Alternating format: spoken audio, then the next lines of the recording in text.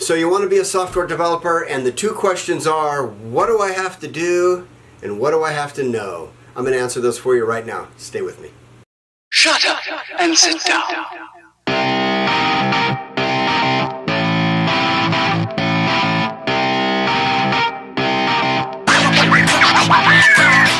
I want to answer two very important questions. What do I have to know and what do I have to do to become a software developer? And first, let's start with what do I have to know? And there is a ton of information on what you need to know, but I'm going to tell you, you need to know about the front end. When we talk about the front end of web development in particular, we're talking about what's running in the browser.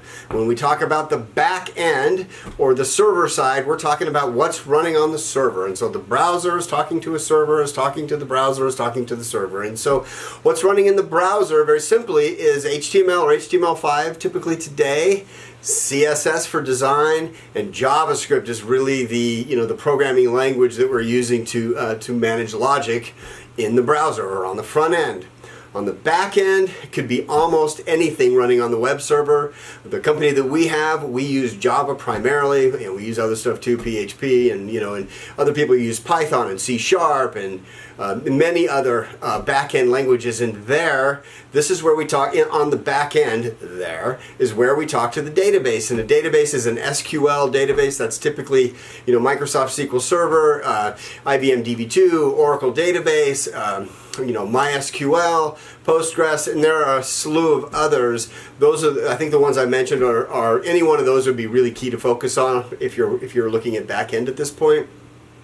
Understanding what a web server actually is something to do some Google work on or to do some Google searching. There are so many. Apache is a big famous one. It's a great place to start, so consider that.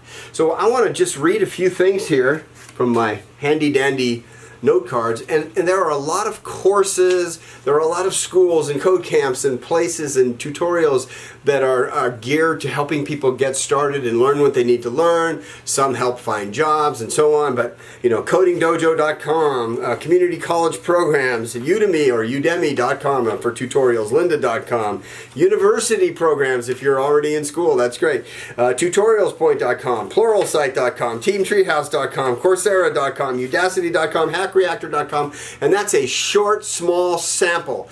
You can do some research on your own and find a good place to learn. I think tutorials are a great place to start. If you get addicted to programming, you will probably find that when you start to work with tutorials. And I think being addicted to sitting at your computer and trying to figure things out with a programming language is a great way to indicate to yourself that you are wanting to be a programmer and that you could actually do that. So the internet is a great place to research. And there's not a lack of information there, it's a lack of structure. In fact, we have information overload coming at us. I mean, if you go to the browser and type learn to program in JavaScript, you will be overwhelmed by the response that Dr. Google gives you back, right? So you gotta be mindful, and what I'm telling you here is extremely important. I have a thing that I call the 10-90 principle, and that is that software development is 10% research. 10 and 90% walking that research out in the form of practice. So 10% research, 90% practice equals results, gets you to being a programmer. And so that's a little bit about what you need to learn. And there are many technologies, and I mentioned some of them, some things to think about, some JavaScript frameworks, and this is all anything that's going on in the browser with regard to JavaScript generally involves a framework. EXTJS from Sencha is a framework. Of course, we talked about HTML and HTML5 and CSS. Android and Java development is a front end, obviously for Android devices. Vue.js, Ember.js. Ionic is really cool. Angular, for the various flavors it has. Cordova and PhoneGap for taking your JavaScript and making hybrid or hybrid native apps. React.js, if you're new and you're considering a JavaScript framework, I think that's a good place to start. React Native for creating React for mobile devices. On the back end, Java Spring, which is a framework for Java, and the same thing applies. And about frameworks, by the way, framework is another way of saying I'm going to solve 3 problems and introduce 1. So if you do the math there, it's still a really good deal to invest in learning a framework. Everywhere you work, there's going to be a framework, and I want to say that knowing a framework is especially important, and it's really valuable to your employers and to your work history and to your ability to find your first and next job. Java Hibernate, C, C# and C++, Ruby and Ruby on Rails, Python, PHP, Node.js, Express.js, and Meteor, and so many others, JavaScript variants on the back end. And then you need to understand source control in the form of Git. You can go to github.com and get a free account. Subversion is still fairly wildly popular out in the real world of software development.